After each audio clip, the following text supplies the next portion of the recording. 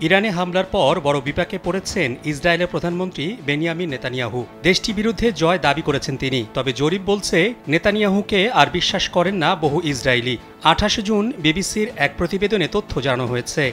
প্রতিবেদনে বলা হয়েছে, ইরানের বিরুদ্ধে 12 দিনের সংঘাতের পর ঐতিহাসিক বিজয় দাবি করেছেন নেতানিয়াহু। তবে সাম্প্রতিক জরিপে দেখা গেছে ইসরায়েলের অনেক নাগরিক তার উপর আস্থা রাখছেন না এবং তার রাজনৈতিক ভবিষ্যৎ নিয়ে প্রশ্ন উঠছে। বিবিসি জানিয়েছে, মার্চ মাসে যখন গাজায় যুদ্ধবিরতির সম্ভাবনা তৈরি হয়েছিল এবং বহু জিম্মি মুক্তি পেয়েছিল, তখন সেই প্রক্রিয়া ভেঙে দিয়ে নেতানিয়াহু যুদ্ধ চালিয়ে যাওয়ার ঘোষণা দেন। এই সিদ্ধান্ত অনেকেই রাজনৈতিক আত্মহত্যা বলেও উল্লেখ করেন। প্রতিবেদনে বলা হয়েছে, নেতানিয়াহুর এই পদক্ষেপে বহু ইসরায়েলি, বিশেষ করে জিম্মিদের পরিবার ক্ষুব্ধ হন। তাদের অভিযোগ, নেতানিয়াহু নিজের রাজনৈতিক স্বার্থে যুদ্ধ চালিয়ে যাচ্ছেন এবং তাদের প্রিয়জনদের নিরাপত্তার বিষয়টি উপেক্ষা করছেন। গাজা থেকে সেনা প্রত্যাহার ও যুদ্ধের সমাপ্তির অংশ হিসেবে একটি পর্যায়ক্রমিক প্রক্রিয়ায় অংশ ছিল জিম্মিদের মুক্তি। ইসরায়েলি সংবাদ মাধ্যম মারিবের এক জরিপে দেখা গেছে 59% ইসরায়েলি চান গাজায় যুদ্ধ এখনই বন্ধ হোক এবং জিম্মিদের মুক্তির বিনিময়ে শান্তি ফিরুক। এছাড়া 49% উত্তরদাতা মনে করেন নেতানিয়াহু শুধু নিজের রাজনৈতিক স্বার্থেই